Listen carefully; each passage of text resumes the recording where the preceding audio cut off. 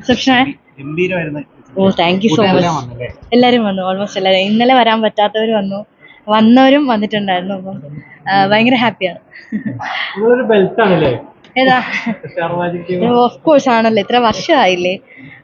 അതിൻ്റെ ആ ബോണ്ടിങ് എപ്പോഴും ഉണ്ടാവില്ല. നമ്മളെല്ലാവരും ഒരു ഫാമിലി പോലെ. അപ്പം എൻ്റെ ഇത്രയും വലിയൊരു ഈ ഒരു ബിഗ് ഡേയിൽ അവരെല്ലാവരെയും കണ്ടപ്പോൾ ഞാൻ ഭയങ്കര ഹാപ്പി ആയിരുന്നു. അവരെല്ലാവരും വന്നു, നമ്മുടെ ആർട്ടിസ്റ്റുകൾ മാത്രമല്ല ക്രൂ ഉൾപ്പെടെ എല്ലാവരും വന്നു. അപ്പം അത് ഭയങ്കര ഹാപ്പിയായി, ഭയങ്കര സന്തോഷമായി. എന്തോ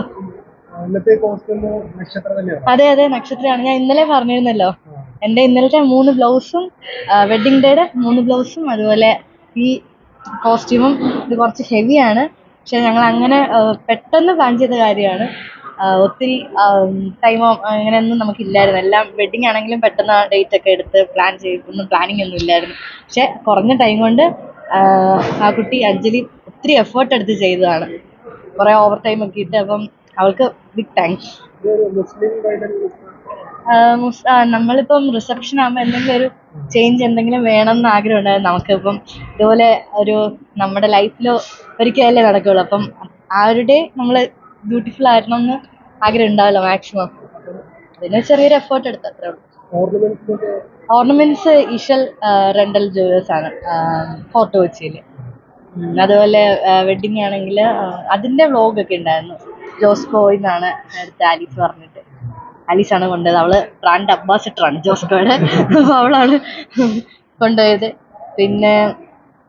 പിന്നെന്താണ്, അപ്പം സാരി എയർ ഹാൻഡ്ലൂംസ് ആയിരുന്നു. എനിക്ക് സ്പെഷ്യലായിട്ട് നെയ്ത് തന്നാണ്. ഞാൻ അവിടെ പോയപ്പം അങ്ങനെ പർച്ചേസ് ചെയ്തുകൊണ്ട് വന്നതല്ല, അവരെനിക്ക് വേണ്ടി ചെയ്തെടുത്ത് തന്ന. അതിനും അവർക്കും താങ്ക് യു. എല്ലാവരും ഭയങ്കര കോപ്പറേറ്റീവ് ആയിരുന്നു എന്നോട്. എല്ലാവരും എന്താ ഹെൽപ്പിംഗ് ആയിരുന്നു. എല്ലാം വളരെ മനോഹരമായിട്ട് നടന്നു.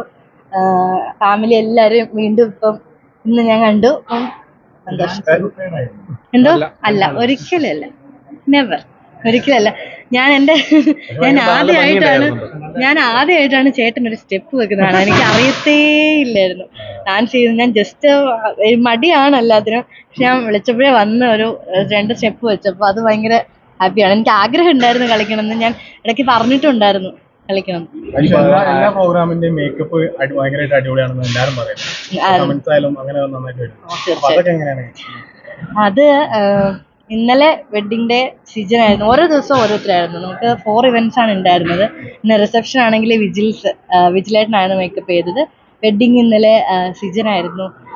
പിന്നെ എൻ്റെ മൈലാഞ്ചി ഫംഗ്ഷൻ, അതിൻ്റെ തലേദിവസം ഹൈനിയൂൺ എന്ന് പറഞ്ഞ ചടങ്ങുണ്ടായിരുന്നു. അത് നമ്മുടെ അനു എന്ന് പറഞ്ഞൊരു ചേച്ചിയാണ് കോട്ടയത്ത് പാമ്പാടിയിലുള്ളത്, പിങ്ക് പാഷൻസ്. പിന്നെ ഹൽദി ചെയ്തത് ഫിയാമ മേക്ക് ഓവേഴ്സ്.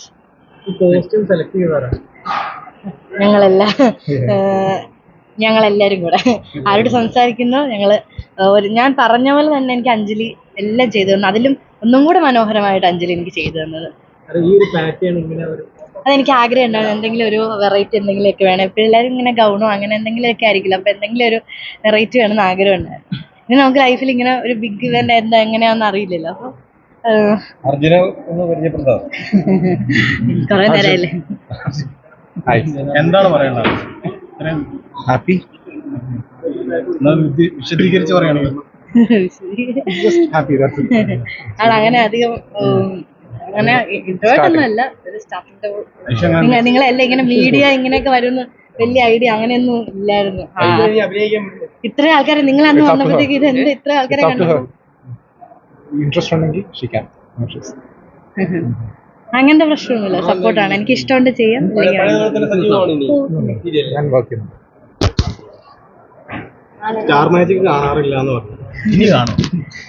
ഇനിയല്ല, ഇടയ്ക്കിടയ്ക്ക് എപ്പോഴെങ്കിലും ഒരു പ്രാവശ്യം പറഞ്ഞിട്ടുണ്ട് ഇന്ന് കാണണം എന്ന് പറഞ്ഞിട്ടുണ്ടെങ്കിൽ